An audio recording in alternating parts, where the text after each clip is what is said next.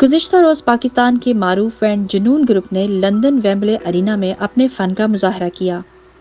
जुनून ग्रुप ने 14 साल बाद लंदन में पहली परफॉर्मेंस की।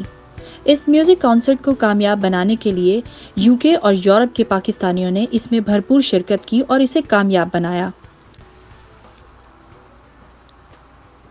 इस म्यूज़िकल शाम की ख़ास बात ये थी कि जुनून ग्रुप के सलमान अहमद ने इस म्यूज़िक कॉन्सर्ट को कश्मीर के नाम किया और कश्मीर में होने वाले मज़ालिम के हवाले से कश्मीर में बसने वाले मज़लूम अवाम के नाम ये कॉन्सर्ट किया गया, जिसकी वजह से इंडियन कम्युनिटी की बड़ी तादाद ने इस कॉन्सर्ट का बायकॉट किया।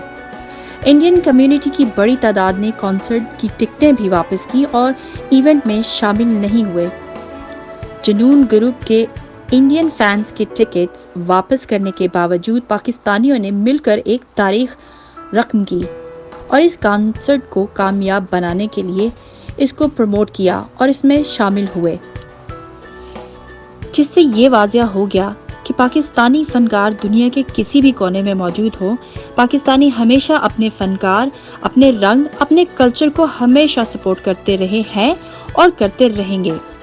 इसके साथ साथ पाकिस्तानी अवाम ने कश्मीरी लोगों के हक में नारे भी लगाए। जुनून ग्रुप की परफॉर्मेंस में पाकिस्तान के हवाले से मिली नगमे और कौमी तराना भी गाया, जिससे पूरे वेम्बले अरीना में एक जज्बाती मंजर देखने में आया। हर दिल से पाकिस्तान की मोहब्बत नजर आ रही थी।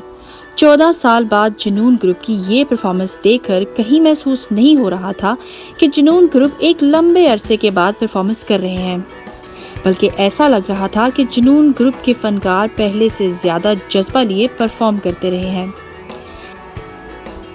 इस कॉन्सर्ट के हवाले से भारतीय मीडिया ने अपनी रवायती और मुनाफिकाना रवैये दिखाते हुए ये साबित करने की कोशिश की कि भारतीय फैंस के बगैर ये कॉन्सर्ट कामयाब नहीं हो सकता और ये कॉन्सर्ट ना सिर्फ बुरी तरह फ्लॉप होगा बल्कि इन फनकारों को आइंदा कोई नहीं सुनना चाहेगा।